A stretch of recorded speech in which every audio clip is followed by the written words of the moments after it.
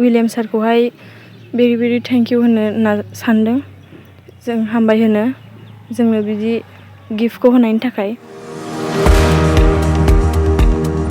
4 नं जमदुवार बियाबनि 2026 एबा देग्लायनि मेट्रिक आनजादाव सेथि मासि लानानै उथ्रिसार जानाय फरायसाफोरखौ बरायदों। 4 नं जमदुवार बियाबनि MCLA उइलियाम नार्जारिनि दैदेननायाव 2026 इं देग्लायनि मेट्रिक आनजादाव सेथि मासि लानानै उथ्रिसार जानो हानाय गासै सा 93 फरायसाफोरखौ गांसे आर'नाइ, गांसे सार्टिफिकेट आरो लेफाफा होनानै बरायो।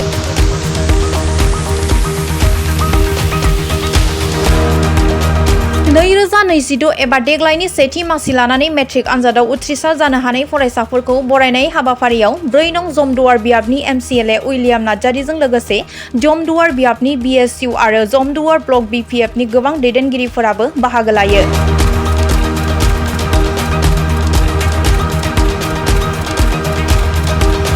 MCLA उइलियाम नार्जारि आरो बरायजानाय फरायसा बिथांमोना जोंनि खौरां बिजोङाव मा फोरमायदों फै जों खोनासंनि।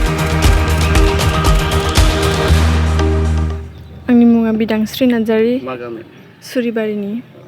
नोंथाङा मेट्रिकआव बेसेबां डिभिजनाव पास जानाय? फार्स्ट डिभिजन ओमफ्राय 70% ओमफ्राय 3 साबजेक्ट लेटार मोनदों मेथ्स साइन्स ओमफ्राय इलेक्टिभ साबजेक्ट एडभान्स जिअ'ग्राफि बेयावहाय। नोंथांनि स्टाडिया माबादिमोन? जोङो हस्टेलाव थायो ग्रेस इंलिश मिडियाम स्कुलाव ओमफ्राय बेयावहाय जोंखौ गोबां गाइड खालामो टिचार्सफ्रा। 3:30 बिदिनिफ्राय जोंखौ फुङाव सिखारहोयो ओमफ्राय बिदिनो फुंनि 8:30 सिम बिदि ओमफ्राय मोनायाव 8:30 बिदिनिफ्राय 11-12 बिदिसिम जोंखौ फरायहोयो। हबिया मा?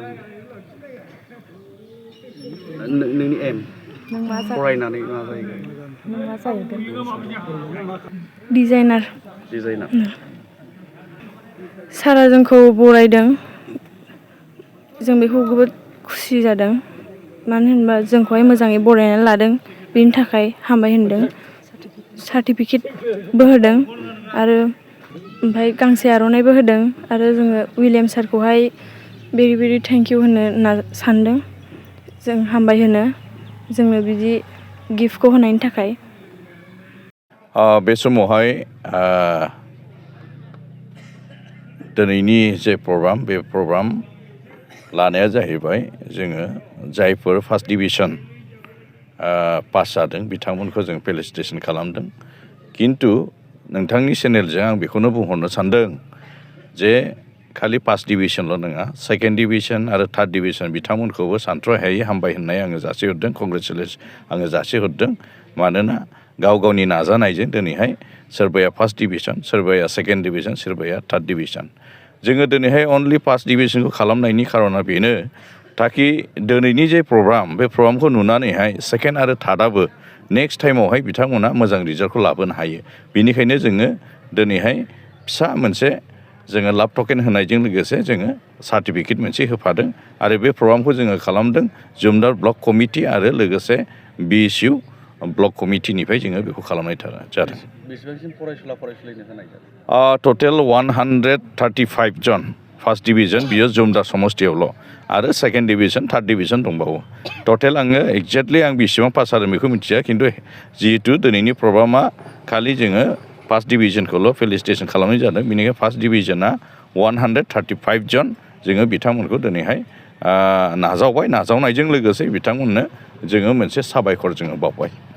निस्सय बेखौहाय सेन्ट्रेल इउथआ सिगांनिफ्रायनो बुंबोबाय थादों जे जायफोर टप 10आव थांदों बिथांमोननि थाखायहाय किसुमान बान्था होनाय जागोन ताकि बिसोरो आरो फरायनायाव बांसिनै आवगायलांनो हायो आरो किसुमान नांगौखिनि किसुमान बुस्थुफोरखौहाय बायनानैहाय लानानैहाय गावसोर स्टाडि खालामनो हायो जेरै लेपटप बायदि रोखोम नङा होमबा बुकफोर मोजां मोजां बुकखौ बायनानैहाय बिसोरो गावसोरनि मोनसे माखासे एम बेखौ साक्सेस खालामनायावहाय बिसोर बेबहार खालामनो हायो। बेबादिनो BTC सरकार अर्थात सेन्ट्रेल इउथआ बेखौ बुंबाय थानाय जादों। बेसेबां एमाउन्ट होगोन आं बेखौ क्लियार आं दासिमबो मिथिया हयथ' 5 लाखबो जानो हागौ हयथ' 3 लाखबो जानो हागौ नाथाय होनाया होगोन जाय टप 10आव पास जादों बिथांमोननो। बे एक्सुवेलि दिनैहाय जोङो सरासनस्रायै जिथु दिनैहाय जिथु नायोब्ला बुंनो थाङोब्ला 50-50 जों मोनफ्रोमबो खेथ्रआव बुंबाय थादों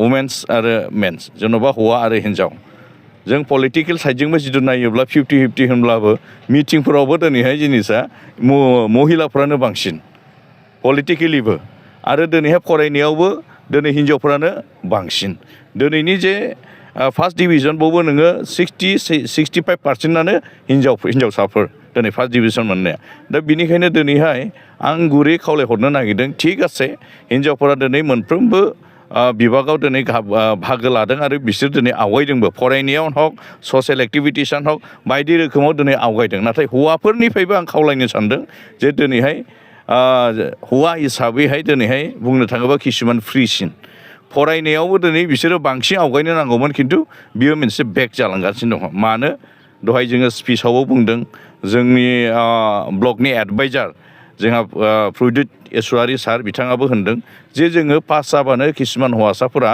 जोङो बाइक बियो हिन्जावसाफ्रा खिन्थु स्कुटि बिनाया खुब खम सासे सानै जानो हागौ खिन्थु मेक्सिमाम दिनैहाय जिनिसा जोंनि हौवाफोरा बाइक बियो आरो बाइकखौ दिनैहाय जबरदस्ति बिमा बिफा होनो हानाय हायै बेखौ नोजोर नाया खिन्थु नांगौ आरो फिसानि बिनायाव उफाय गैयियाव रेन लानाबाबो होनाय जायो माबेबा समावहाय ओरैबायदि जायो जे जिनिसा जिउआबो माबेबा समावहाय आसुखान्दा गोमालाङोबो आरो बिनि गेजेरजोंहाय बाइक मोननायजों लोगोसे मोजां लोगो मोनबासो मोजां जाबाय मोजां लोगो मोनाबा बियो ससेयावनो गोदाव सोराव जाबाय दा बेबायदिनो निस्सय माखासे जोंनि हौवासाफोरा जे जिनिसा जोङो इन्जय खालामनो साननायावहाय दिनै फरायनायनिफ्राय बेक जादों आरो दिनैहाय बिमा बिफानि माखासे मोनसे गिदिर सिमां बेखौहाय दिनैहाय आसखान्दायै फैलार खालामनानै होदों दा बेनिखायनो आं गुरै खावलायहरो बेबादि नङा दिनैहाय फरायनाय समावहाय फरायनांगौ आरो गावनि जे भबिष्यतखौ गावनो दाना लानांगोन सोरनिबा सायाव डिपेन्ड खालामनानै लाब गैया दा बेनिखायनो आं खावलायो हिन्जावसाफोरा दिनै आवगायदोंब्ला सिगां हौवासाफोरा आवगायदोंमोन खिन्थु दिनैहाय हिन्जावसाफोरा आवगायदों अब्ला मा खारनाव दिनैहाय बेक जादों हौवासाफोरा दा बेनिखायनो आं खावलायहरो बेबादि बेक जानो नाङा हागौमानि दिनै जों कम्पिटिसनाव दिनैहाय जोङो आवगायनो नाजा हिन्जावफोराबो आवगायथों आरो हिन्जावफोरनिफ्राय एडभान्स जाफिननो थाखाय हौवासाफोरा दिनैहाय स्टाडियावहाय नांनांगौ आरो बाखि मोजां खामानिफोराव एक्टिभिटिसाव दिनैहाय खामानि मावनांगौ आंनिफ्राय बियो गुरै खावलायहरनाय